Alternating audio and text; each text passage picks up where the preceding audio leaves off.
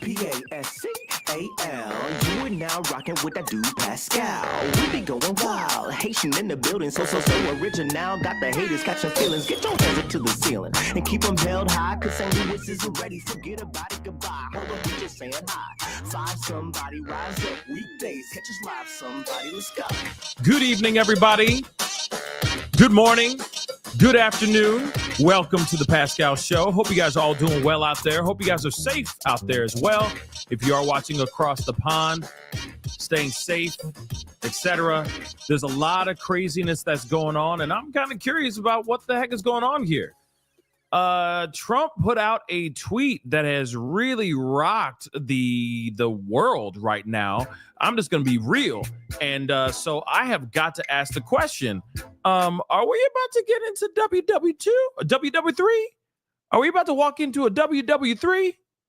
I don't know what's going on, but a lot of people are speculating that right now. And I don't know if it's reckless for people to be speculating that right now or not. But wow, there's some serious stuff going on overseas right now. And Trump is getting his face all up in it. So we have got to talk about this. We got to cover this. And yes, we don't go straight political on this show very often, like not a whole lot. But at the same time, when it comes to world news, things that are going on in the world, big moments that happen, we have to talk about it. We have to. Because this affects us all, okay? Everyone who watches things that covers everything from pop culture to true crime and everything in between, it affects us all. Especially if we're going into something that I hope we're not going into, because we just need peace, okay?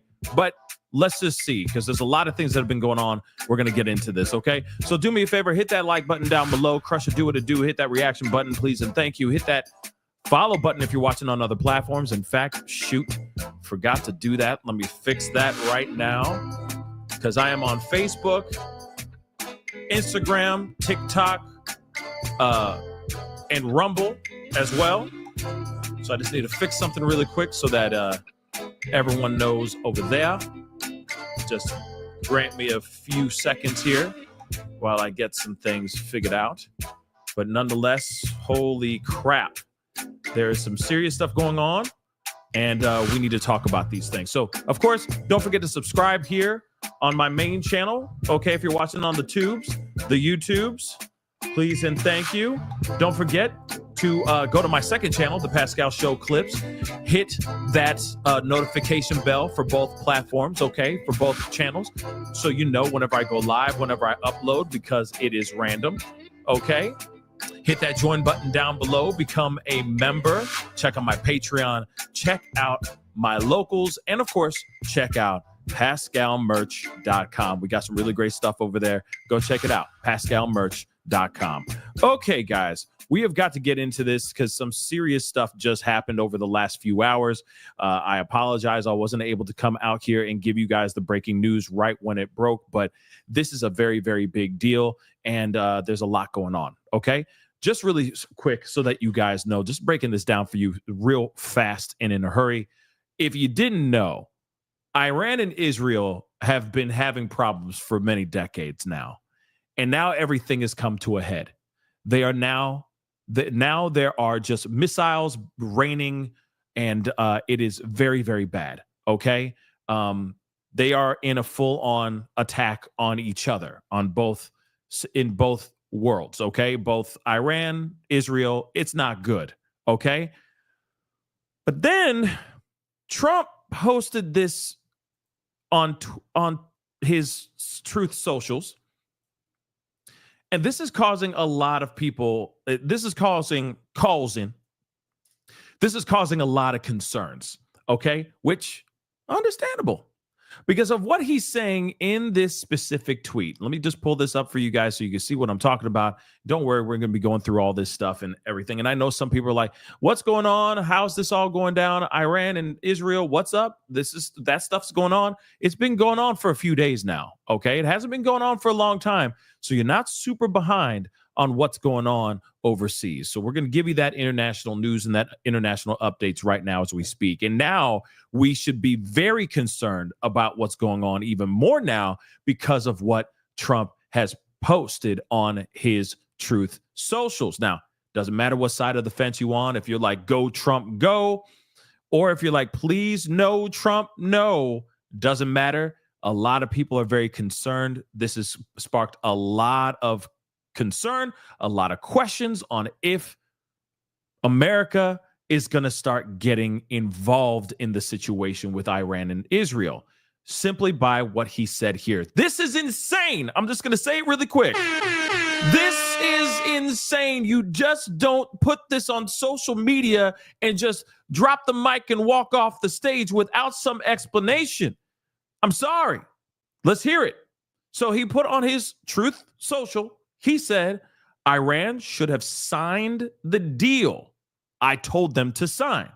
What a shame and waste of human life. Simply stated, Iran cannot have a nuclear weapon. I said it over and over again. Everyone should immediately evacuate Tehran. So here's the thing. This is all he said. This is all he said. This is all he said. And now everybody's like, wait. Are you really telling me that people need to evacuate Tehran? Why? Because you're going to drop things on Tehran? Because I don't know. Why? Why would you say something like that and then just drop the mic and walk off the damn stage? You feel me? That's pretty wild. So now social media, the news, the media, everybody is like, whoa, what the hell you mean, bro? You can't just stop right there. You got to add a thread, like add another tweet or another social media or a Truth social post. You need to put another one real quick. Finish what you mean, because he didn't finish what he meant. So now we're understanding that there is a massive exodus, okay, of Tehran right now. And also at the same time, Trump departed the G7 summit abruptly out of nowhere. He just packed up his ish with his people and just kick rocks. Yes, he was talking to the media. I'm going to try to find that piece of information as well. But at the same time, this is some wild stuff. And from what we understand, unless he's posted something since I started getting everything ready for this show, he has not had a follow-up response to this. So again, this is some crazy stuff. So there's a few things that we need to take a look at. Okay. And thank you, Jay Rip. I appreciate it. You know, we out here working hard. Okay. And of course, thank you so much for being a member, Peg. I appreciate it. Okay. Seriously, appreciate the support. Praying for peace. That's what I care about. Right. Okay. It doesn't matter what side of the fence you are on. We just want peace, because we do not want people launching big explosive devices on each other, because that's only a recipe for disaster, right? There's a lot of innocent lives. There's a lot of human life that could be laid to waste by dropping some serious WMDs, okay? So again, this is some serious stuff, guys. So get on in here. We are here to talk about some things that are going on. But first, let's talk about Wall Street Journal talked about the beginning, the origin of everything. All right. So I want to show that with you guys with what's going on between Iran and Israel. So let's rock and roll. The difference launched one of the largest attacks on Iran in history.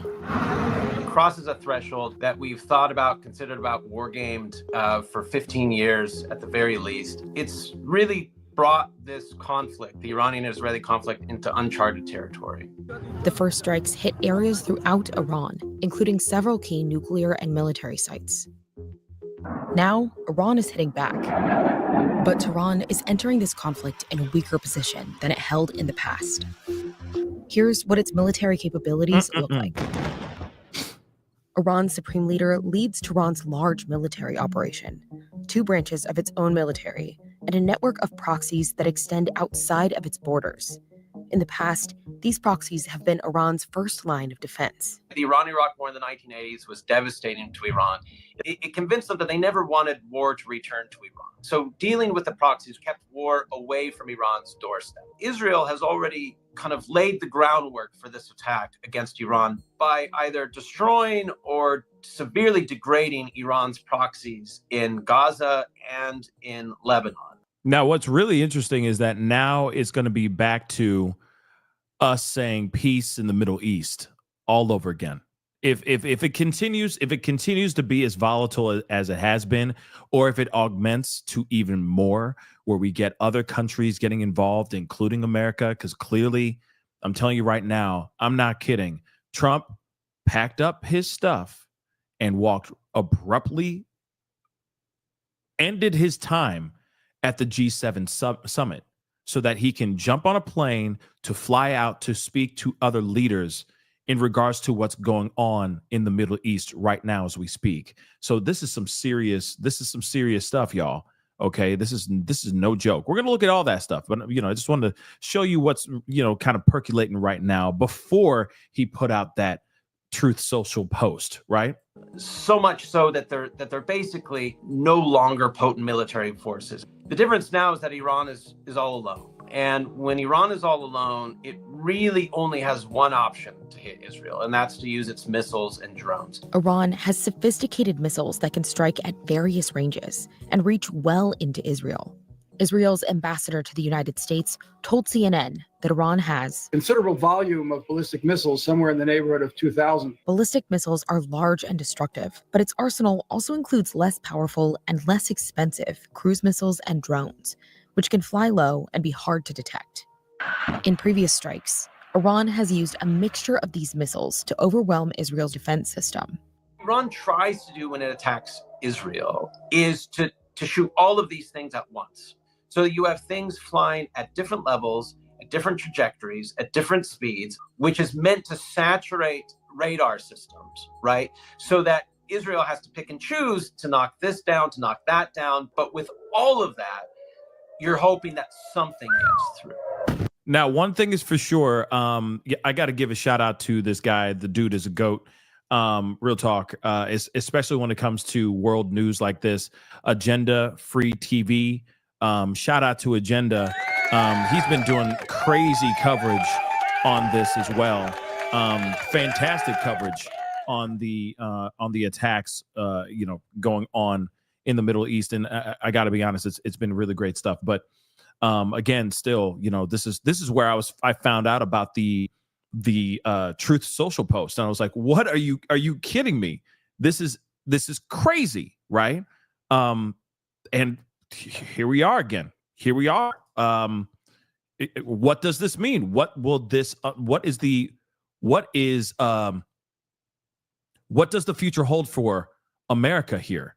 Okay. Is this just like, they're just going to have a conversation and just let Iran and Israel continue just firing off on each other and let it cook? Or is America going to, pull up their bootstraps and get involved here? That's the main question I think that we're all waiting for, right? Iran staged a retaliatory attack on Tel Aviv and a number of Israeli bases in October after Israel killed Hezbollah leader Hassan Nasrallah. Roughly 180 missiles were launched, and some were able to penetrate the defense system, but no deaths were reported. Most of the missiles that got through, landed sort of in parts of the military bases that were not occupied. Patches of sand or a runway or, a warehouse, but they didn't do significant damage. When Israel launched the recent strikes on Tehran, it hit some residential areas. Later, Iran launched a barrage of missiles aimed at populated areas in and around Tel Aviv and breached the defense system. Those types of attacks would have a lot less strategic utility, but they could be much more devastating to Israel in the sense that they could kill dozens, hundreds of people. Listen, they're shooting straight into the heart of the city. Okay, they're not worried about casualties. They don't give a damn about human life. They're trying to put in some damage. That's all it is. It's full on just flat out war, y'all. Because Iran needs to launch so many missiles in order to make that breach happen, the battle comes down to numbers. Even though they have thousands of missiles, because they have to fire hundreds of missiles each time in order to penetrate Israel's defenses, it's not really a stockpile that would allow them to sustain a long, drawn-out conflict that was fought through the air. Interesting. And then I wonder how it's going to, build from there. How is it going to grow from there? I think that's one thing that we're all kind of curious about as well. I'm going to go over to BBC here really quick to hear what they got to say as well, because there's a lot of information. Actually, I'm going to hold on to. Actually, no. I'm going to show you guys that right now, because it's like 12 hours old, this video. So I'm going to share that with you guys first before we go into all the information that is going on right now. Okay, just giving you guys a little bit of a backstory before we get into where we're at right now. I mean, there are prisoners. There have been prisons that have prisoners that have escaped prisons. Okay, this is absolutely crazy. So again, a lot of stuff going on. So hold on, let's take a look at this here. We start in the Middle East, where strikes between Israel and Iran are now on their fourth day. Israel says it has full aerial operational control over Tehran after Iran hit Israeli cities with a wave of missiles overnight. Our correspondent Anna Foster is in Jerusalem, covering all of the latest developments for us. I'm going to speed this up a little bit, okay? Let me bring you right up to date with the latest on the conflict between Israel and Iran and hostilities here in the Middle East, which continue to increase as 4 days now have passed since those attacks that Israel launched on Iran in the very early hours of Friday morning. Now, Israel's defense minister, Israel Katz, has warned that the residents of Tehran would, as he put it, pay the price for Iranian attacks on his country's citizens. But he has since qualified that statement that he put on social media. He said that there was no intention to physically harm the city's residents.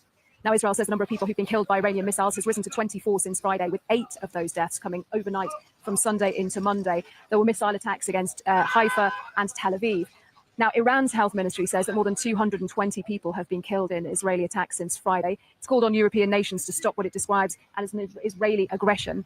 And the Israeli military says that it killed 4 senior Iranian intelligence officials with a targeted airstrike, and says it now has full aerial operational control over the Iranian capital, Tehran. So it is a fast-moving conflict, as you know, things developing and changing all of the time. We've also been seeing pictures from Tehran of people desperately trying to leave that city. Long queues of cars, traffic jams, as people try to leave. Of course, as these Israeli attacks continue, people there trying to protect themselves and their families, and they feel that the best way to do it is to try and get out of the Iranian capital, Tehran, at the moment. Now, Israel has been also experiencing, seeing and hearing and feeling these barrages of Iranian missiles that have been coming towards Haifa, towards Tel Aviv as well. I just want to show you these pictures filmed by our BBC cameraman, Robbie Wright. This is what it looked like early this morning in Tel Aviv.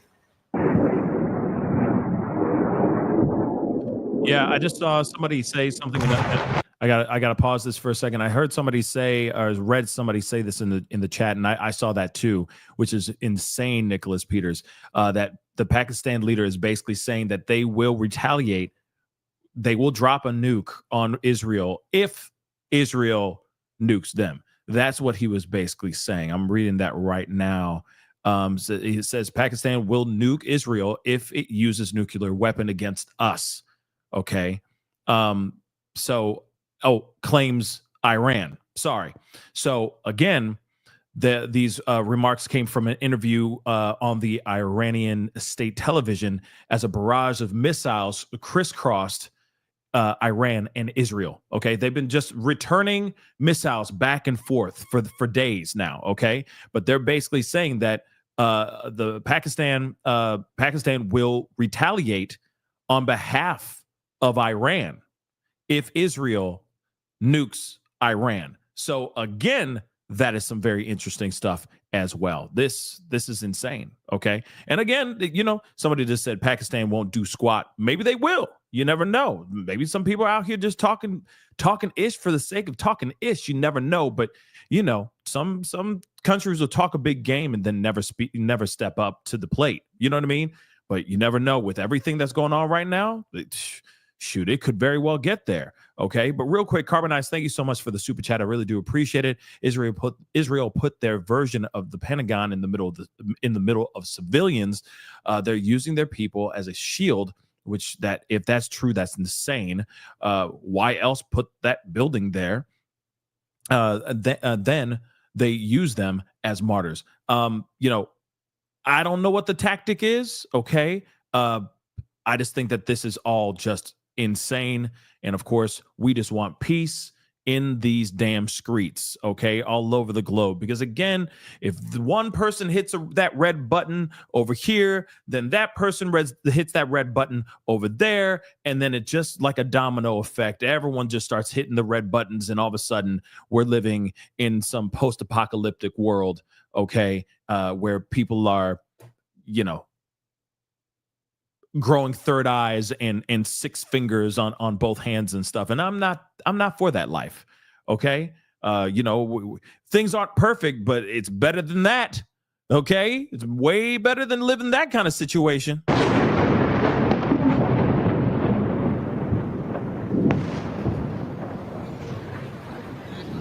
So I'm going to skip ahead a little bit, guys. All right.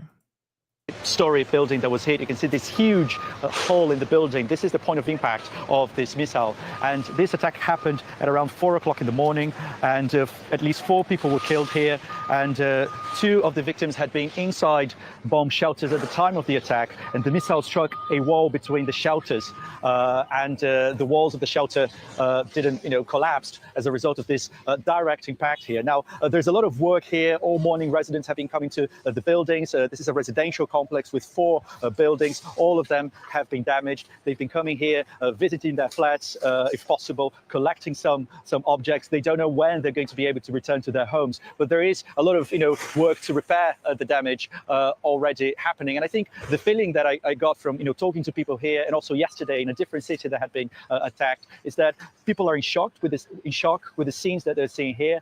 And I think there's also the feeling that they felt they were protected by the country's air defense systems. Obviously, Israel has a very sophisticated layer of protection, and now they're saying that this system is not perfect. I mean, I think the strategy here, the Iranian strategy, is to fire dozens, if not hundreds of missiles and drones at the same time, trying to overwhelm the country's air defense system. So it's almost inevitable that some missiles are going to penetrate this layer of defense. And the authorities have been telling the population here in Israel that this is a robust, strong system, but it is not perfect. So they've been telling the public to follow the instructions. There's a state of emergency here to seek shelter when these attacks happen. And the indications from the Israeli authorities are that these attacks against Iran are going to continue.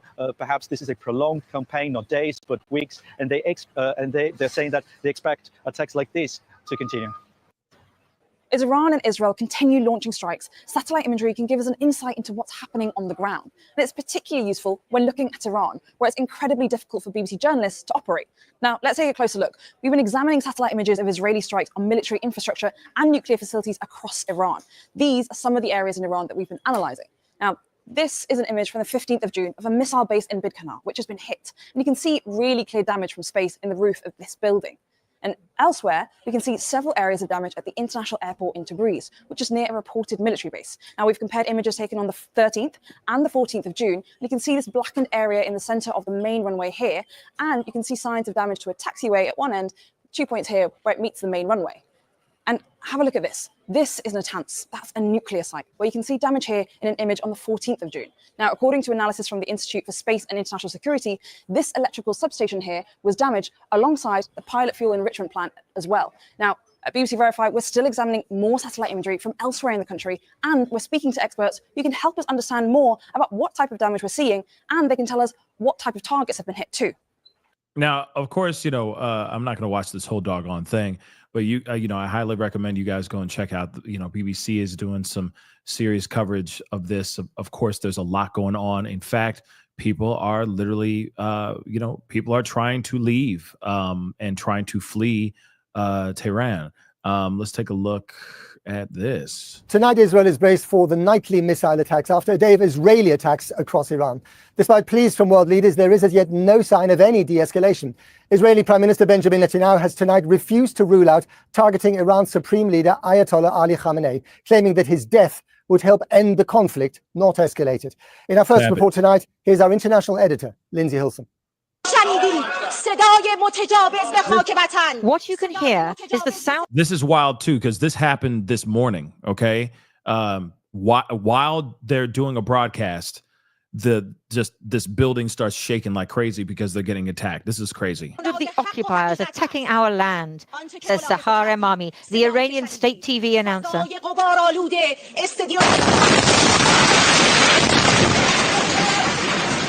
That's insane. Yo.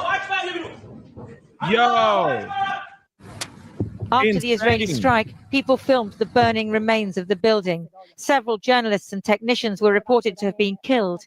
A plume of smoke was visible across Tehran.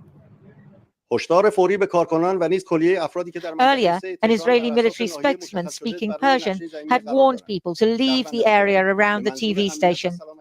But people had started streaming out of Tehran overnight, heading for the countryside, anywhere to escape the Israeli bombing. We're disguising the Look at that, y'all. That's insane. Identities of eyewitnesses who are afraid the government will punish them for talking. People couldn't sleep last night. We were all awake until morning, too anxious to rest. We have been advised to leave Tehran, but the roads are jammed with traffic. Some of my friends tried to get out, but ended up turning back because they couldn't move. We are stuck and desperate. They tell us to stay away from military bases, but we don't even know where they are. Isn't that crazy? They don't even know where the military bases are to try to avoid, these kinds of attacks and stuff. That's pretty insane. And then given the fact that everybody is stuck, it's just a traffic jam. Like, that's literally LA traffic. Okay, that's literally LA traffic right there. So imagine being stuck in LA traffic on the 405, what I'd like to call the 40F. Okay, I'm censoring myself right now, but yeah, the 40F. Okay, imagine being stuck on that while there's missiles, dropping from the freaking sky.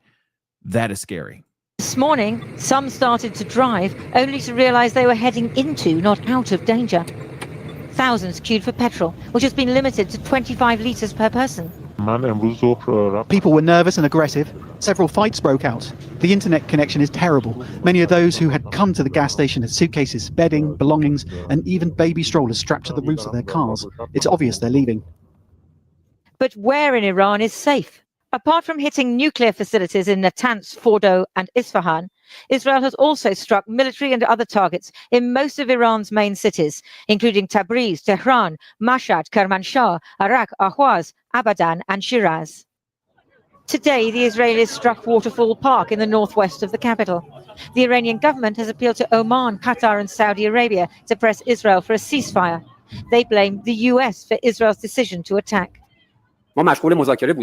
We were engaged in negotiations. In the middle of a diplomatic process, we were confronted with an act of aggression by the Zionist regime.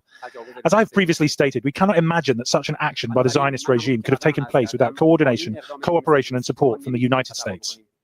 President Trump, with the Canadian Prime Minister at the G7, didn't sound inclined to enter the conflict on Israel's side, but was nonetheless putting the onus on Iran. They have to make a deal, and it's painful for both parties, but I'd say Iran is not winning this war. And they should talk, and they should talk immediately before it's too late. Israel today released. Interesting, right? He's saying, hey, look at this. No, this is not clickbait. This is not a clickbait title. Hail to the no, it's not. Because this is the concern that everybody has right now. They're all wondering if this is going to turn into something more, if this is escalating into something more. The internet is going crazy over what Trump posted, and now everyone wants explanations, given the fact that, and we're going to get to that here in just a second, but yeah, people are losing their doggone minds right now because of what's going on.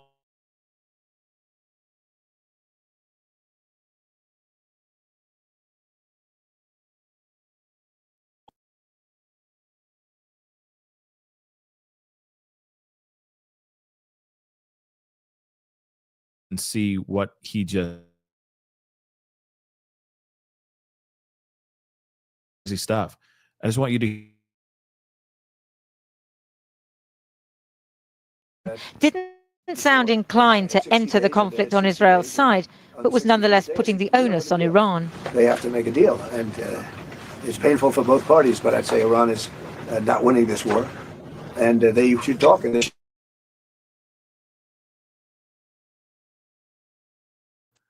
Okay, and he's like, they need to talk before, and basically he's like, before I roll up my sleeves and we get involved too, right? That's at least the vibe I'm getting. But you tell me, guys. Definitely comment. Let me know. Israel today released drone footage, apparently of an attack on Iranian troops launching a missile. Even if Iran agreed to President Trump's demands, Israel might continue to attack, hoping to topple the regime. Tonight, Iranian state. Sorry, music. Hold on.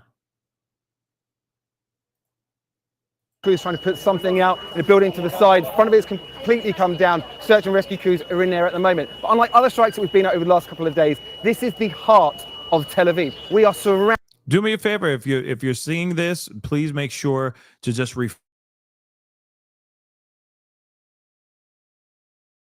here. We're still standing. We're still strong. So just make sure you hit that refresh page. Okay.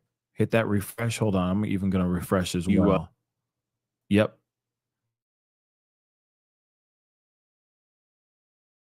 Refresh. Hold on. I'm even going to refresh as well.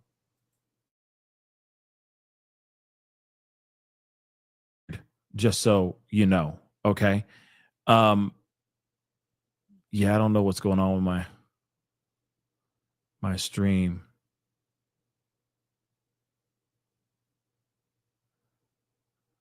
I don't know what's going on with the stream. Hopefully it'll get back to being better here in just a minute, okay? But okay, looks like we're back to being good again. Let's continue on.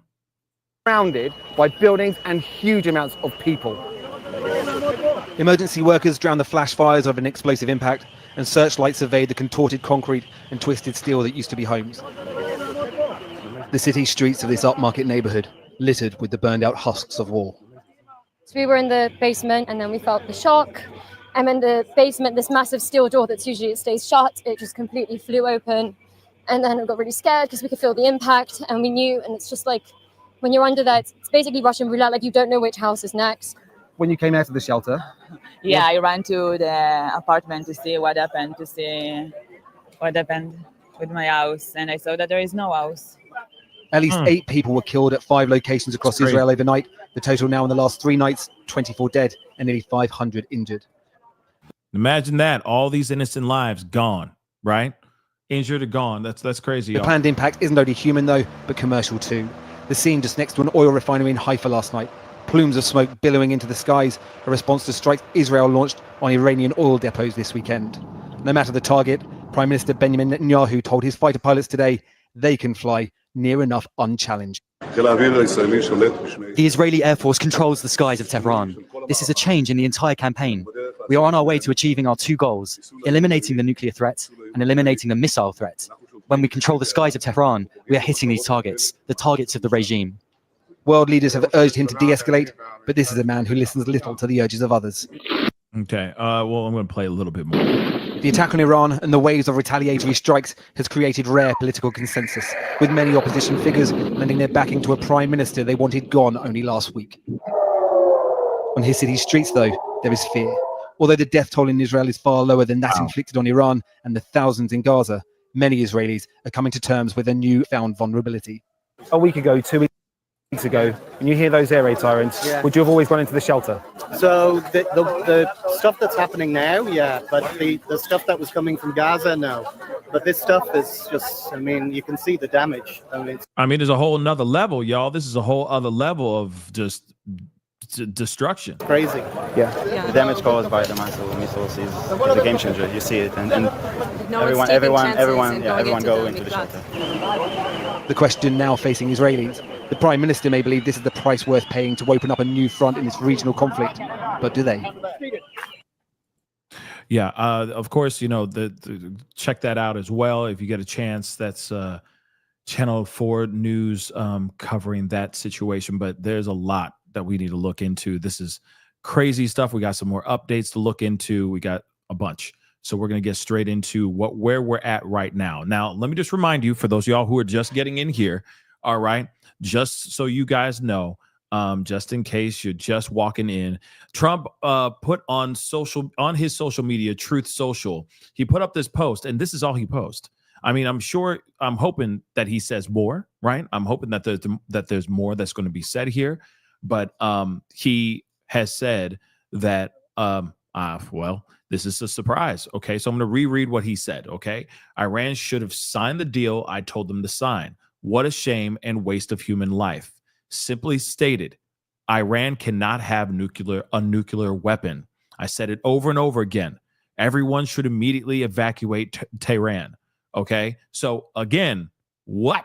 Right? And so everyone, of course, the world now is reacting to this, which is causing a lot of people to ask questions on, is Trump starting to get involved in this situation, given the fact that he also allegedly, in the middle of the G summit, just left early due to what's going on in the Middle East. So, of course, people are wondering, does this mean something more? We're going to get into that here, too. Let's take a look. From the White House Press Secretary Caroline Leavitt confirming that President Trump is coming back tonight from the G7 summit in Canada, citing the conflict in the Middle East as the reason. For more on this, I want to go back to Gabe Gutierrez. Gabe, update us with your new reporting. Hi there, Tom. Well, a lot of fast-moving developments here, as you mentioned. Just a few minutes ago, actually, a few moments after we last spoke with you, Press Secretary Caroline Leavitt announcing that the president was suddenly leaving back to Washington. Now, he is expected to go to two more events later on today. A group photo, it's known as a family photo with other world leaders here at the G7 summit in Canada. And then he's expected to head to a dinner. After that, we do expect him in Washington. Now, we're still working to try and find out exactly what led to this. But a short time before the announcement was made, President Trump posted on social media, speaking about the escalating conflict between Israel and Iran, saying Iran should have signed the deal I had told them to sign, the president wrote. Simply stated, Iran cannot have a nuclear weapon. I said it over and over again. And then he said, everyone should immediately evacuate Tehran. Certainly, Tom, a lot of questions there, knowing that Tehran is a city of about 10 million people. We're trying to get more information from the White House about what exactly he meant by that. But we're also getting new wire reports that say from the French President Macron saying Americans had made an offer to meet with the Iranians. Now we will see what happens. So certainly, again, fast-moving developments here, some possible diplomacy underway regarding the escalating conflict between Israel and Iran, Tom. Again, this is not looking good. This is not looking good right now. But I'm wondering what the turnout is going to be, right? What is going to be the result here? Let's take a look at Fox. I do want to continue on. Breaking news event out of the G7 summit in relation to President Trump and the stark warning, the ominous message on social media. I want to put up a new post, this one coming in from the press secretary, Caroline Leavitt, saying President Trump had a great day at the G7, even signing a major trade deal with the United Kingdom and Prime Minister Keir Starmer. Much was accomplished, but because of what's going on in the Middle East, President Trump will be leaving tonight after dinner with the heads of state. So he will be departing this G7 summit early. It was expected to last for several days, beginning this week in Canada. But we're continuing to follow the latest here on Live Now from Fox. A live look there in Washington, D.C. at the White House as we're following the latest with all of this. The stark warning saying from President Trump called on the Iranian civilians to immediately evacuate Tehran on Monday evening, shortly after which the White House announced he would be departing the G7 summit early to attend to many important matters. This was the post on social media, and it's not immediately clear what triggered President Trump's dramatic post on Truth Social or his early return from Canada. Of course, Israel has been conducting strikes in Tehran since Thursday night, but the U.S. so far declined to join the operations. Israel continues to reiterate their impact on the nuclear sites as their focus right now. We also heard from experts that Tehran is home to around 10 million people, about 15 million in the larger metropolitan area. So Of course, the Israeli military has also said it has complete control of the skies over Tehran. It signaled Monday that it's expanding its targets beyond strictly military or nuclear sites, including the bombing of an Iranian state TV station. So following it very closely here on Live Now from Fox, we do have shots not from Iran, but from in Israel. This a live look there in Tel Aviv. So a quiet night right now, but we'll see what unfolds over the next several hours as. And, you know, of course, there's still going to be a lot of things going on here. But of course, like I said, a lot of people are reacting to what's going on here.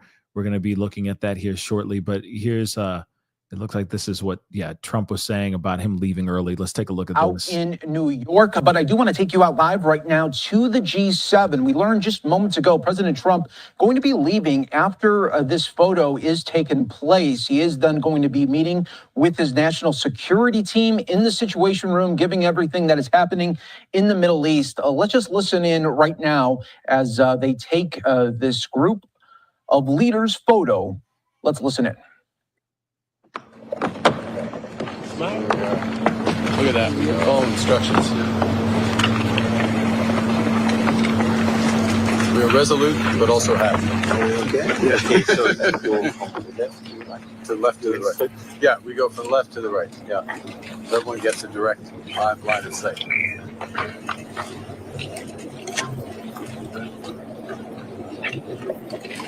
Ready, guys? All right. We're good. Good. Get away. It's a shame. Next time. Okay. Okay. Thank you. Okay. Thank you. Thank you. You need to go early, sir. President, why are you leaving the G7 early for Washington? Well, I have to be back. Very important. I want to just thank our great host. He did a fantastic job. Thank you. In Canada.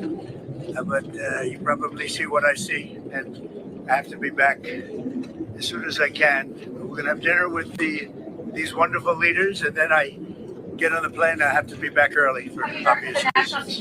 I loved it. I tell you, I loved it. And I think we got a lot done. Really a lot done.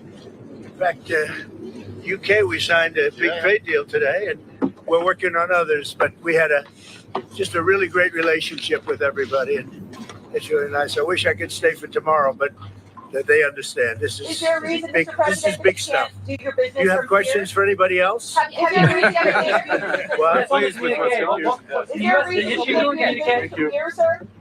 We've got a bit more work to do, so we'll go do it over dinner, but thank you very much. All right, President Trump making some comments there, talking. He wishes that he could stay another day, but says, you see what I see. That is why I have to go back to the White House, dealing with some really, really big stuff when it comes to the Middle East there. So again, that news just coming. They are going to go to dinner, and then President Trump will be at boarding Air Force One, heading back to the White House, and his national security team has been started there. Where should now there has been quite a rift. You know, a lot of representatives, a lot of people have been speaking out about this whole situation with, you know, Trump basically, you know, hopping on, you know, on a plane, getting involved and all that. And I mean, even so, AOC is like, this is what we're seeing here. So I'm going to share this with y'all too. But it says here that apparently AOC is joining Republican Representative Massey in prohibiting America's involvement in the Israel's war with Iran. So he says, okay, so this Thomas Massey, Republican Representative Thomas Massey is basically saying this is not our war, but if it were, Congress must decide such matters according to our Constitution. I'm introducing a bipartisan war powers resolution tomorrow to prohibit our involvement. I invite all members of Congress to co-sponsor this resolution. And then AOC on the bottom's like, yep, I'm signing on to that, right? So again, some very interesting stuff going on, and this has divided even the Republican Party, has divided even people within MAGA, which is also something that's just interesting, you know. But there's been a lot that's going on. So let's take a look at some of this because it just keeps going, right? So, of course, he's leaving the G7 summit early. Okay. Let's see. There's a couple other things too. This is from 10 hours ago. Okay, so Lindsey Graham just called for a regime change in Iran, saying it's time for Trump to go all in on Israel. And then, of course, this guy is responding. And I think this is somebody who you see on like Tim Pool's show a lot as well. He's like, a guest or a host, co-host on that show. He's basically saying, no, this is not our war. Graham desperately wants another Iraq. Ignore him, POTUS. So let's see what he has to say here, too. That's interesting. Let's see what Lindsey Graham got to say. Chapter on the largest state sponsor of terrorism in modern history. We got a chance to end the threat to the state of Israel forever by replacing this regime with something better. And I do believe the biggest winner of the Ayatollah leaving would be the Iranian people. So pray for our troops in harm's way. There are risks associated with any operation. They joined the military to keep their country safe and to make the world a better place. And taking on the Ayatollah does both. To our friends in Israel, we have your back. We're praying for success. You've tolerated too much too long into the world. You have normalized trying to kill the Jews. When Israel's attacked, nobody says a word about it. If France were attacked, what would the French do? What would we do? So the days of expecting Israel to sit on the sidelines and not go to the heart of the beast are over. Take this regime down, make the world a better place. Well, they took themselves down. Donald Trump, I mean, God bless him. He's given them every opportunity. Look what he was able to pull off with India and Pakistan as that situation was heating up. Pretty remarkable. Okay, so there's that. Okay, Lindsey Graham had some things to say. Okay, let's see. I got to be careful with like stuff that's being posted or things that are being put up. So I'm just making sure I'm not, showing anything that's goes against any guideline type of stuff, guidelines crap. But one second. Very interesting. I do want to continue on. Very interesting stuff indeed. Let's take a look at this. Meanwhile, President Trump posting to social media just moments ago, calling for the immediate evacuation of Iran's capital while the country trades airstrikes with Israel. The post said, quote, Iran should have signed the deal. I told them to sign. What a shame and waste of human life. Simply stated, Iran cannot have a nuclear weapon. I said it over and over again. Everyone should immediately evacuate Tehran. Let's bring in CBS News congressional reporter Torian Small. Torian, that somewhat foreboding message from the president, and you have some news about a change in travel plans for President Trump as well. Yeah, Liz, so this appears to be a shifting in tone from President Trump from earlier today. He emanated optimism that the United States could work out a deal with Iran on ending its nuclear program. Later in the day, as we see from this Truth Social post, he's growing a bit frustrated at the fact that this also comes on the heels of those airstrikes that we saw between the two countries in Israel and Iran. When asked about this earlier today, this is what he had to say about the fate of a nuclear program deal between the two countries. I think Iran basically is at the negotiating table. They want to make a deal. And as soon as I leave here, we're going to be doing something. But I have to leave here. I have, this commitment. I have a lot of commitments. I have a commitment to a lot of countries, including the UK, where we just signed our deal. Now, a White House official confirmed to CBS News that President Donald Trump is refusing to sign a resolution at the G7 summit from world leaders that would essentially call for de-escalation between Israel and Iran. That official saying that Donald Trump would prefer to work unilaterally as he comes to these negotiations. But that update that you hinted at, Liz, was President Donald Trump is already on his way back to the United States. No mention on why exactly, outside of the fact, and this is according to Caroline Leavitt, White House press secretary, he's attending to to important matters here in the States. But it sounds like in that soundbite, though, Torian, he alluded to another deal that was made. The president, UK Prime Minister Starmer, sealing a trade deal at the G7 summit. Tell us what we know about that agreement. Yeah, pretty big deal that he touted during the summit. He came out with the prime minister holding and at one point dropping the signed deal from his hands. But in that, though, this has to deal with aerospace, automobiles, including jet engines. It would essentially lower tariffs on those significant matters. Including the first 100,000 cars imported into the United States from Britain. We know that this is a deal that has been in the works for quite a bit of some time, but this is the formal agreement that both sides have signed now. Here's President Trump speaking more on that. We just signed it, and it's done. And so we have our trade agreement with the European Union, and it's a fair deal for both. Going to produce a lot of jobs, a lot of income, and we have many other ones coming. But you see the level of enthusiasm is very good. But the relationship that we have is fantastic. Okay, we're gonna continue on here. So there's that information. Let's see here. Oh, I was going to show this to you guys too. Now, this is something that's circulating online. Don't know if it's 110% real or not. It's kind of, as they're saying, unconfirmed footage. But they're saying that this is also being shared on Iranian accounts showing prisoners reportedly escaping from the Tehran prison. Okay, so many prisoners aren't criminals apparently in Iran. They're descendants, writers, students, women, protesters. If true, this is another crack in the regime, in the regime's iron grip. So let's take a look at this. This is crazy too. Just take a look at this. Boom. Just people just walking on the street or walking on the highway, or you know.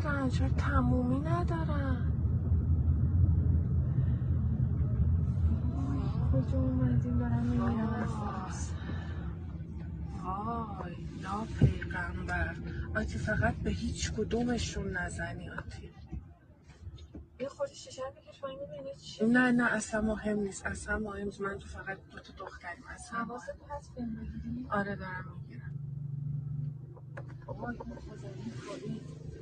رو زمین چرا ماشین خوابید یا ابرفرز؟ Crazy, no?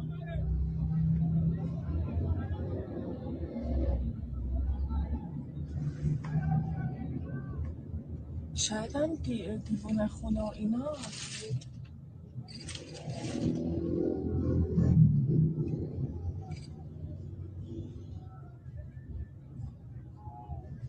مجتمع پردازش رو دفت نهیم آتی بپا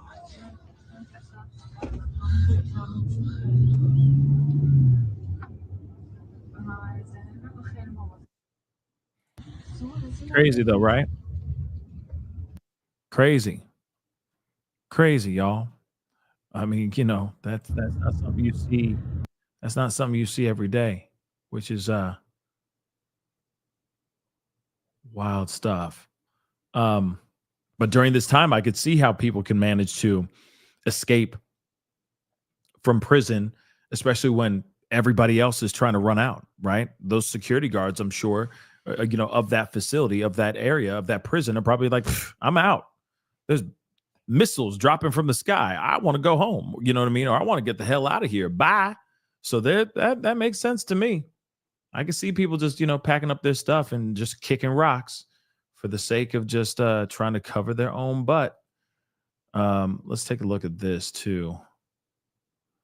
Canada, with the president, got word that he's cutting his trip short there from the G7 and returning to Washington tonight, further amplifying the notion that the U.S. may be getting involved in the fight. We don't know for sure yet. In addition to all of that, there was this today from Israel's prime minister saying he would not rule out a strike on Iran's supreme leader, Ayatollah Khamenei. So are you going to target the supreme leader? Look, we're doing what we need to do. I'm not going to get into the details, but we've targeted their top nuclear scientists. It's basically Hitler's nuclear team. But U.S. officials tell us that the president flatly rejected a plan, an opportunity that the Israelis had to take out the supreme leader. Do you understand his concern? My understanding is his concern is that this would escalate the conflict beyond where it is already. It's not going to escalate the conflict. It's going to end the conflict. Well, that conflict so far has taken at least 24 lives in Israel, 224 in Iran, according to authorities in each country. But it's that evacuation warning from the president tonight and what it could mean, which starts us off. CNN Chief White House correspondent Caitlin Collins is in Canada, has some new reporting on it. She joins us from Calgary, Alberta. What is the White House saying about President Trump's declaration that everyone should immediately evacuate Tehran, and then the word that he's coming back to the White House? Yeah, Anderson, it's hard to see how those are not tied together because the White House specifically cited what is happening in the Middle East for why President Trump is cutting his trip here in Canada short. I flew with President Trump on Air Force One yesterday. He arrived late last night in Calgary to head to this summit with world leaders. He had an entire day of meetings scheduled for tomorrow, including a meeting, I should note, with the Ukrainian President Volodymyr Zelensky as well, and on that list of everything that these leaders were going to talk about. But the White House has decided to cut this trip short so the president can return to Washington tonight, citing exactly what is happening inside the Middle East. We've talked to officials about the president's post on Truth Social earlier that everyone who lives in Tehran should evacuate. Obviously, that is millions of people, Anderson, and a quite urgent warning from the president of the United States. One official said it just reflected the reality of the situation of trying to get Iran to the table as they are trying to sort this out, with the president still voicing confidence that some kind of deal with Iran could be made after obviously those talks kind of fell apart or entirely fell apart after Israel first struck Iran late last week. And so, Anderson, we're still talking to people and trying to figure out what this means and why there is this newfound sense of urgency to the president returning to Washington to go and meet with his team. We did see several of his national security members who were there in Washington earlier. That includes the vice president, the Joint Chiefs chairman, who were meeting at the White House, in addition to announcements from the defense secretary, Pete Hegseth, about some aircraft carrier movement as they're basically posturing to make sure they're protecting the U.S. forces who are in the region right now. I will note one person who's here on the trip with President Trump is the Secretary of State, Marco Rubio. I'm told he's been briefing him throughout the day on the latest and the updates that we've been seeing. And the president has also had several conversations with the Israeli Prime Minister, Benjamin Netanyahu. And so everyone is watching, obviously, what is happening in the Middle East and also why the president's cutting his trip short, his trip here early short is making such a difference and what that means about what's next. I mean, that obviously is the main burning question, right? Why Trump decided to end his trip with the G7 summit. And then, he did post that social media post, which obviously is sparking a lot of concern. And then he posted that, and then he cut his time at the G7 summit so he can get his butt back to the White House. That is a big concern. Okay, that's absolutely a huge concern. This is totally understandable why everybody wants to know what the F is going on and why did he pack up his stuff early and leave? Clearly something he knows, obviously, is going down. That's the only assumption I got, that he knows something's going down and he's like, I got to get over there to maybe, move my hand, right?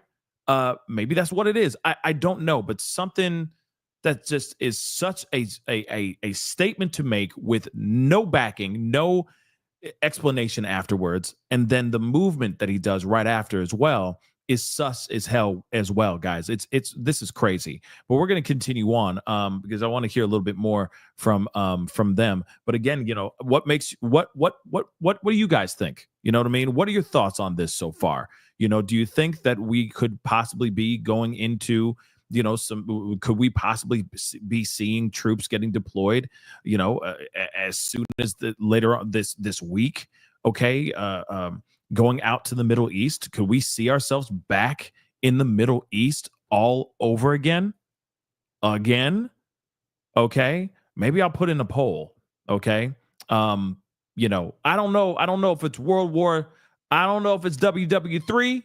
I don't know. Okay. I don't know about that, but I do know that we've done this trip before. Okay. And here's the other thing too. When Trump was in office before, One thing that he was very proud of that he said in the past, okay? He even said himself, he said, hey, I held us away from going to war. I stopped wars from actually happening. So I'm wondering if he's changing his thoughts now, or like if he's changing his ways and he's about to go, you know what I mean? We're about to see some problems, and we're about to go into war. Or is he going to do everything he can to stop this war from actually happening, to stop this from having troops deployed out in the Middle East, right? So that is something that I'm very curious about. We're going to see, but I don't know. This could escalate into something more. I'm going to play a little bit more here. I'm going to put up a poll to hear your thoughts in this situation. So let's rock and roll. Oh, and of course, don't forget, if you appreciate me doing this coverage of this whole thing, I see a bunch of y'all in here. If you can hit that like button down below, that'd be greatly appreciated. Let's get it to 1K. Okay, a 1K don't, it's free. Okay, it doesn't cost a thing. It helps the show. It helps the platform. That'd be greatly appreciated. Don't forget to subscribe. And of course, hit that follow button if you're watching on other platforms as well. Okay, so again, like I said, he said he was very proud of himself when he said this. Hey, I stopped wars from happening. So I'm hoping that that's the situation here too. But you never know. Trump might be like, F it, let's rip the Band-Aid off and light the fires and kick the tires, baby. You just never know. But I'm going to put a poll here in a second. Let's listen to a little bit more of this. Caitlin, we'll see you at the top of the hour on The Source. Coming up next right now, CNN Chief International Correspondent Clarissa Ward in Israel. She's at Tel Aviv's largest hospital. Clarissa, how are Israel's defenses, first of all, holding up against the latest Iranian retaliation? Well, there had been the expectation that tonight was going to see some heavy activity because we had heard from Iranian state media that there were waves and waves of drones and missiles heading this way. Earlier, the alert did go off. The sirens went off very shortly afterwards. Everyone here at this hospital where we are gathered in a secured shelter area inside. But those missiles did not really seem to materialize. There were reports of potentially a couple of intercepts, but no impacts that we have heard of so far. And it has actually been pretty quiet up until this point. I will say, though, just based on the patterns that we've been observing over the last couple of nights, that the majority of the heavy strikes seem to happen around 4:30 in the morning. That's still a couple of hours away. But obviously, right now, a huge question mark over what is happening in Tehran, what may be happening shortly in Tehran based on President Trump's somewhat ominous post. We are hearing reports of thousands and thousands of people in that city of 10 million taking to the streets and trying to go in their cars and get out of the city. Reports of heavy traffic jams clogging up the streets, but very little clarity as to what exactly is going on. And all of that also being fueled, as you mentioned earlier in the show, by these comments from Prime Minister Benjamin Netanyahu, where he really would not rule out the possibility that regime change is, if not the stated objective, certainly the desired outcome of these attacks against Iran, Anderson. That is the thing, the situation that Israel finds itself in. If there is not regime change, the knowledge of how to manufacture a nuclear device or the nuclear material that they're working with, that remains. And unless the U.S. is involved, it's a real question whether or not they can actually take out both of these Iranian nuclear facilities. And it's interesting, Anderson, when you talk to people here about the possibility of, okay, look, it looks like Iran has made some signals that maybe they're ready to talk, that maybe they're ready to go back to the negotiating table. The attitude here is that there's no interest in that. There's no time for talking now. The objectives of this operation have to be achieved, but there's still a lot of ambiguity as to what exactly those objectives are. Is the objective simply to dismantle or at least delay Iran's nuclear process? Again, earlier on, Prime Minister Benjamin Netanyahu seemed to indicate that significant progress has already been made in that endeavor. But if the objective is to completely dismantle it, to ensure that it can never be resurrected, that seems to indicate that regime change is really the desired outcome here. Not clear how that would transpire or what that would look like, but certainly that is raising a lot of anxiety, Anderson, across this entire region. I mean, of course, that's the question. Is this going to, can they find can they find a middle ground? Can they find peace and then just, and just stay in some sort of copacetic type of way, type of lifestyle? Can they go back to zero, basically zero all over again? I don't know about all that. But, of course, it does, I think, concern not only just myself, but everybody about what's going to happen when Trump walks into that meeting with other leaders. Where's this going? What's going to happen? Where's this going? Right. But let's. I do want to show you the latest update from Fox News' Connor Hansen with a breakdown of world affairs that is going on right now. In the strike is a spokesman for Iran's foreign ministry that experts believe only the U.S. has the capabilities to destroy. So far, American forces have only stepped in to help protect Israel from incoming missiles. While meeting with other world leaders at the G7 in Canada, President Trump says there is still a chance for Iran to make a deal to end the fighting. I think a deal will be signed or something will happen. While Israel now claims to have control of Iran's airspace, Iran continues to launch deadly missile and drone strikes at Israel, forcing civilians to take shelter. I would hope that the Iranians are wise enough to take the president up on his offer and to sit down and negotiate this out. Defense Secretary Pete Hegseth says over the weekend he sent more military capabilities to the area to protect U.S. troops. In New York, Connor Hansen, Fox News. All right, Connor, thanks again for those updates. We appreciate it. And just about a couple of hours ago, President Trump putting two... Skipping ahead a little bit, okay? Here's some commentary here real quick. To grow, tensions continue to rise. So I want to bring in our next guest to help break down the matters here in Iran and elsewhere. This is Benjamin Rad, Global Studies lecturer at UCLA. Thanks so much for joining us here on Live Now from Fox. And yeah, it seems like within the last 6 to 8 hours, things have continued to change drastically. Yeah, thank you for having me back. And it's a reflection that as much as we might think we can understand what has happened and what will happen, this whole entire scenario is very unpredictable. It can take any turn in places and directions none of us can anticipate. And so it's just, it's really something to behold that happen in real time. So what do you make of President Trump's comments there that he made on Truth Social? That is this posturing, or is this something where he feels that he needs to make some bigger statement right now?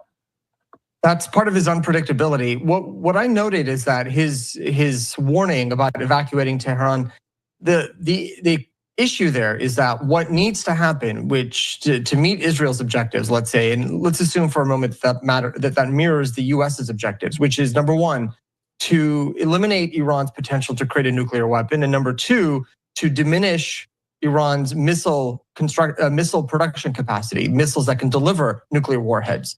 To satisfy the nuclear part, at this point, it's quite obvious to everyone that what remains is that secure facility in Fordo, the one that is near the holy city of Qom, which is deep under a mountain and which only the US has ordinances and planes that can destroy it.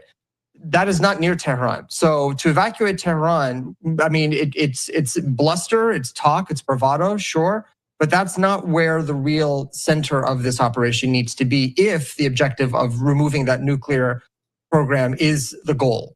And number two, there's the missile production. And those are also not necessarily concentrated in Tehran. They are scattered throughout the country. And those Israel can meet on its own without requiring US assistance. So again, this could be Trump just giving a warning. It could be giving an opening. It could just be bluster as well. That's sort of the unknown here. And we know President Trump leaving the G7 early. He is going to be making his way to the White House. He has convened his national security team for a meeting, closed doors in the Situation Room. What do you think? I know we don't have a crystal ball here, but what does the next 24 to 48 hours really look like here in the Middle East? Well, it looks imminent that the U.S. will do something. It will step up operations and become more directly involved. Now, how President Trump will navigate this without getting a formal authorization for the use of military force from Congress will be interesting. He doesn't have unanimous Republican support in the House to carry this out as of yet, at least without making the case for it.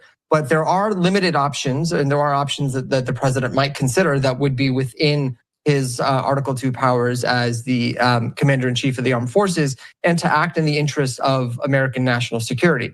So what we're going to want to see is what statements may come out of the National Security Council, from the White House press, the White House press secretary, and any others in the president's national security orbit that can give us an indication as to what those measures, limited measures, may be. And I do want to stress limited, without really congressional involvement here. Now, you know what I'm kind of curious about is, did he post that just to scare Iran, right? Did he just post that because he knew that the country and the world would really react to it, and he did that just to freak out Iran? Like, I'm about to go sick the dog on you. Beware of dog. You know what I mean? I don't know, because it just seems so odd that he would sit there and say what he said with nothing else except everyone needs to evacuate Tehran right now. You know what I'm saying? I know that sounds crazy, but it almost seems like, okay, here I am to threaten. Here's a threat, right? You know what I mean? But again, like I said, I'm just asking the question. Okay. But here, really quick, Renee, thank you so much for becoming a member. Lauren S., thank you so much for being a member for 43 months. Damn, this is insane to watch in real time. Thank you, Pascal, for keeping it in the forefront. Of course, this is what's going on in the world, and this is what matters, right? We need to talk about all this. We don't just talk about Diddy, dagnabbit. We talk about all the stuff that's going on in the world. So yes, this is very important because this could affect all of us too. Depending on what happens tomorrow morning, we could be having people deployed. You just never know. Okay. All depending. Okay. This could be a serious domino effect for sure. Carbonize, thank you so much for the super chat. I appreciate it. He has to leave because he isn't allowed to stay in Canada.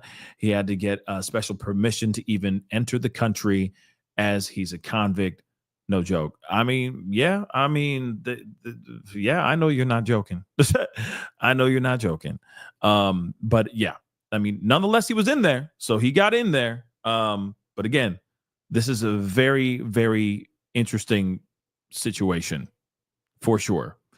I'm gonna play a tiny bit more, and we're gonna continue on. Now, Benjamin, is there any way for the U.S. to get involved if we're looking at this one facility, if it's only our power that could penetrate this facility? Is there any way that this could be an isolated incident? We do this one thing and then it's over? Or, I mean, what happens if the U.S. does get involved?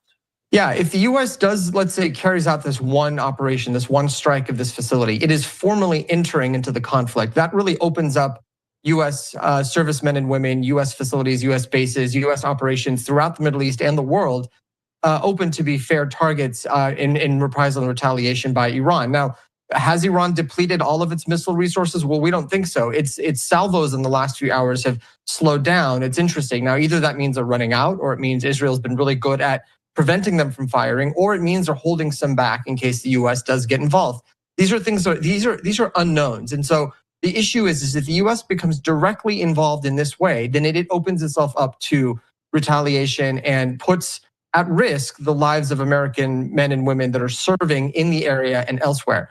But there are other things the U.S. could do that are not directly involved in the conflict, and it can assist the Israelis in clearing the skies, giving complete freedom of navigation, more so than Israel thinks it has, and removing the ballistic missile batteries supporting Israel in that capacity, using carriers, using fighters, based out of the Gulf, the Indian Ocean, other places to conduct strikes that would allow Israel to then take the next steps. Of course, we're going to see what happens here because there's obviously a lot going on here. This is crazy. This is absolutely crazy. And I am quite curious as to what is going to be the next step, right? What's the next moment here? Is it going to be people getting, armies, military getting deployed? What's going to actually happen here? What's next? What's next for all of us, and for the whole world? To be really real, this is Israel right here. Just so you know, I mean, there was obviously attacks going on earlier, allegedly. Not allegedly. I mean, there was coverage of that earlier, but this has been going on all night. Okay, so again, this is some wild stuff that's going on here. Hold on, just checking a few more things.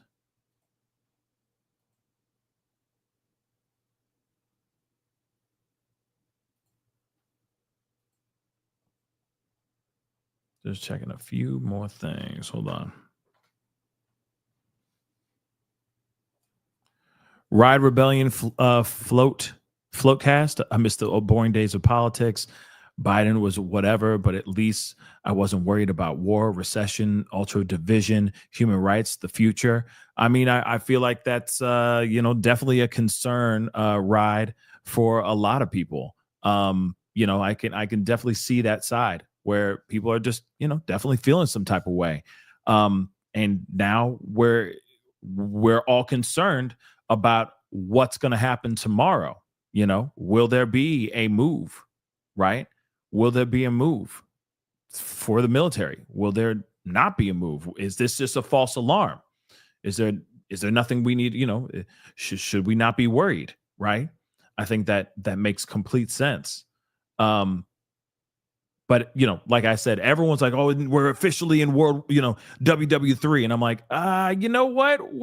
I'll believe it when I see it. You know what I mean? I'll believe it when I see it. I think people are kind of jumping the gun pretty quick. I'm going, are we almost there? Are we about to walk into something serious or no? That's what I want to know, because the stuff out here is insane, y'all.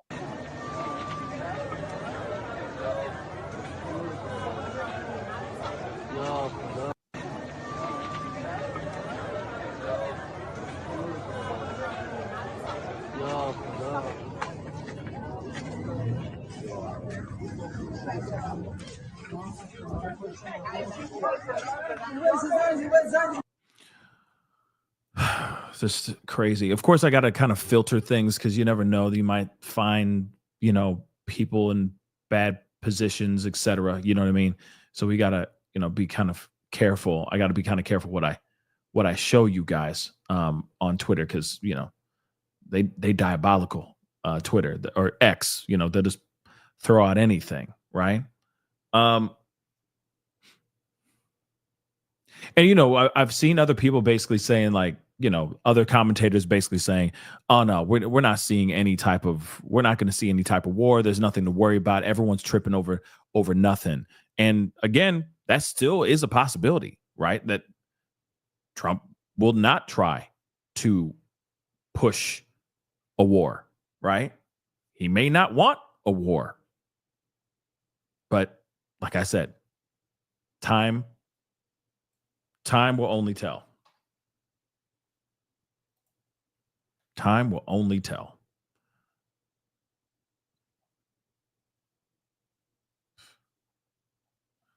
Sorry, I'm trying to see if there's any more updates here.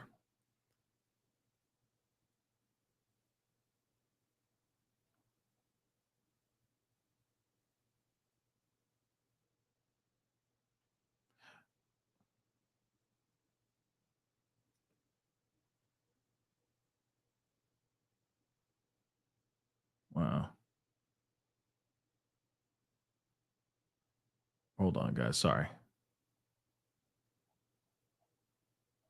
This is interesting. Let's take a look at this. Take a look at this real quick. All right. Exclusive satellite images revealing the location of a previously unknown Iranian nuclear site. Now, the facility spans nearly 2,500 acres, and this is a big discovery. Jillian Turner has more from the State Department. Good morning, Jillian. Pretty explosive, Dana. These satellite images that we have obtained exclusively show the alleged site location and even the layout of the secret, previously unknown nuclear weapons facilities inside Iran. This, of course, raises fresh concerns. Diggity damn. About the regime's role in these ongoing nuclear talks with the Trump administration. The National Council of Resistance of Iran has collected intelligence from sources on the ground inside Iran that locate this nuclear weapons facility in what is called Semnan province, far from the regime's already known nuclear sites. It's codenamed the Rainbow Site by Iran's officials, and it spans nearly 2,500 acres. It's been operating as far as we can discern. What? Wait a second. We got to roll that one more time. What? There's exclusive satellite images revealing the location of a previously unknown Iranian nuclear site. Now, the facility spans nearly 2,500 acres, and this is a big discovery. Jillian Turner has more from the State Department. Good morning, Jillian. Pretty explosive, Dana. These satellite images that we have obtained exclusively show the alleged site location and even the layout of the secret, previously unknown nuclear weapons facilities inside Iran. This, of course, raises fresh concerns about the regime's role in these ongoing nuclear talks with the Trump administration. I mean, you know, this suddenly just came out of nowhere. Oh, we found this new nuclear weapon site in Iran just out of nowhere. That seems a little bit weird, don't you think? Is anyone else seeing that as a little bit weird, or is it just me? The National Council of Resistance of Iran has collected intelligence from sources on the ground inside Iran that locate this nuclear weapons facility in what is called Semnan province, far from the regime's already known nuclear sites. It's codenamed the Rainbow Site by Iran's officials, and it spans nearly 2,500 acres. It's been operating as far as we can discern. That's weird, right? That seems a little bit fake. But that's interesting that just out of nowhere. Hey, we found this spot. We've been hiding nukes over here. That seems a little bit weird. But okay. Okay. Well, I think that this is where I'm going to be wrapping up the show for right now. Here's the other thing too. I don't know about the Charlie Kirk thing. I'm wondering about that too, because some people are saying stuff about Charlie Kirk, and I'm wondering does that have anything to do with this whole Israel thing? So I'm just checking it really quick. I'm just curious about what he said. So he was on Fox News apparently 2 hours ago. So Trump elected for moments like Israel-Iran conflict against endless Middle East wars. Are you with Trump? Wait a second. Let's hear what this guy got to say. Okay. Let's just take a listen. Let's hear it. How are you reconciling these issues? Well, first, this is the moment that President Trump was elected for. Thank God that we have President Trump in the Oval Office with this high-stakes situation. Look, President Trump 10 years ago, he went down the golden escalator. And when he announced for the presidency 10 years ago to this day, he remade the Republican Party on foreign policy. He said no more permanent wars in the Middle East. He criticized the Bush-Cheney philosophy of endless quagmires. Albeit, though, he is not an isolationist. He is willing to use violent and precise force against our enemies, like taking out Soleimani or dropping the Moab, if and when necessary. President Trump understands his base extraordinarily well. He knows that his base does not want another Iraq. He does not want Libya, does not want a civil war or bedlam where the United States is left carrying the bag. but also President Trump has been morally clear for a decade.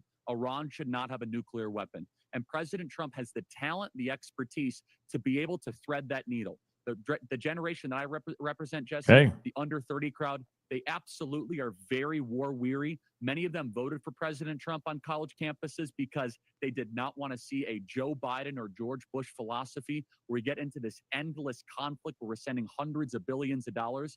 I think President Trump will be able to balance those two things while defending our allies, saying that Iran will not have a nuclear weapon without having to deploy a single American troop or even having America involved from the sky. President Trump can get that deal done while fulfilling the mandate that the voters gave him. Yeah. So in other words, okay.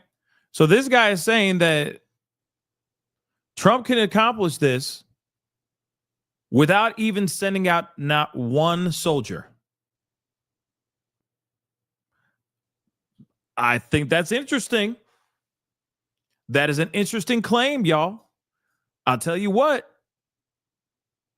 You know, he had his term, right? He had his first term. Yes, there were no deploying of soldiers from what I can remember as far as wars go. Okay, and all that. Sure, okay, fine. But again, this is his second term. There's a lot of things that he's done in this second term that he didn't do in the first term. So again, he's got time to kind of, he's had time to like change his ways and change his thoughts. So I'm not sitting here saying that I don't think that that's not possible.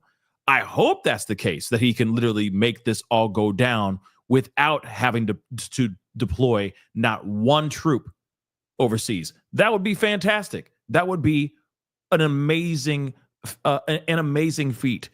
But can he do it? Can he actually have that happen? That, I think, is something that we need to find out, right? We need to see we just need to see what's really going on, right? But again, like I said, that's quite a claim to say, yeah, Trump's going to make this all happen. He's going to do all these things without even having to send troops and all that. We'll see what happens for sure. I'm not sitting here saying it's impossible, but I've never seen that before. So it'll be interesting to see what he ends up doing. And here's the other thing too. I'm going to say this too. I hope to God. Let me be real. I'm not, I don't listen to Charlie Kirk, so I'm just going to say this. Okay. I hope this guy's right. I hope Charlie Kirk is right. That he does what he has to do. No soldiers are sent over. There's no WW3, no wars, no nothing, and everything slows down to a very calm hum. That would be dope. But will that actually be accomplished this time around? I don't know. Seems like the powers that be within, Israel, the leaders that be in Israel and Iran, they mad. They big mad. And they're wanting their heads. They want each other's heads. Okay? That is a very big deal. So will Trump be able to convince these two very volatile sides to get along or find peace? There will never be Israel and Iran will never get along. Okay? Let's just keep it a bean. They'll never get along. But I'm very interested to see if he can actually get them to, okay, listen. Stalemate. We're good. Okay, truce. We won't fire anymore. You won't fire anymore. Cool? Thanks, Trump. You know what I mean? I'm interested to see if that happens. And if he does do that, then I don't know what he did. I don't know what kind of voodoo he used, what kind of magic trick he did. But that would be phenomenal if he could, okay? I'm not saying that it's impossible, but I'm also saying it seems impossible too, okay? So we'll see what happens here, okay? We'll see what happens here. Wow. But we're going to keep an eye on this, of course. I might have to do just night shows where we cover the Israel-Iran situation, because in the mornings we've been covering the Diddy trial, and that has been taking up a considerable amount of time for sure. Okay. So don't worry, we're going to be looking into that. Beautiful Messy Ball, what's up?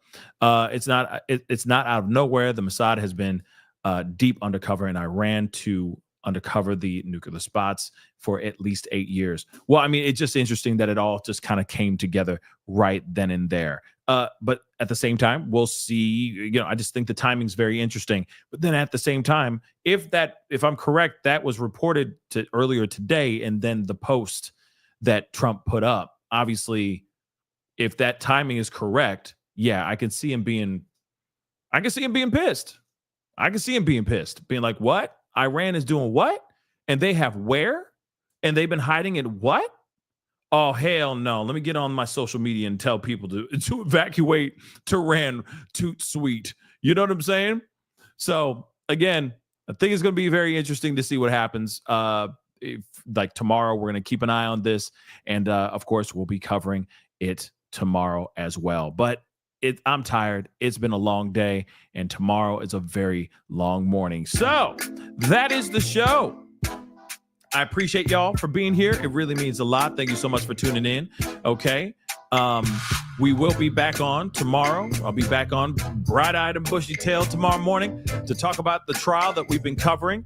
Okay. But I will keep an eye on what's going on in Israel with Israel and Iran. Trust and believe. Oh, and let's not forget. Thank you so much for the reminder. The poll. Okay. Let's see this. Out of 809 votes, 56, well, I'll just round it up. 57% of y'all think that America is going to be marching into war. That is insane. I hope we're all wrong, and we're going to see what happens, all right? If there's anything what's going on, we will talk about it, okay? But I'll talk to you guys very soon. Please do me a favor. Hit that like button down below. Crush it, do what it do. Hit that reaction button if you're watching on other platforms. If you are watching on those other platforms like Facebook, X/ Twitter, Instagram, TikTok, Rumble, make sure you hit that follow button on those platforms, please, and thank you. Don't forget to crush that subscribe button here. Go to my second channel, The Pascal Show Clips. Subscribe over there as well. That'd be greatly appreciated, okay? Make sure both pages, both channels, have that notification bell set to all, so you know whenever I go live, whenever I upload, because a lot of times it is random, okay? Hit that join button down below, become a member, check out my Patreon, check out my locals, and of course, check out PascalMerch.com, all right? Anyway, guys, it's time to get going. Much love to you guys. Have a great rest of your night, and I will see you guys bright and early tomorrow morning.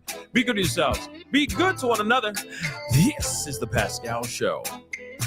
Bye.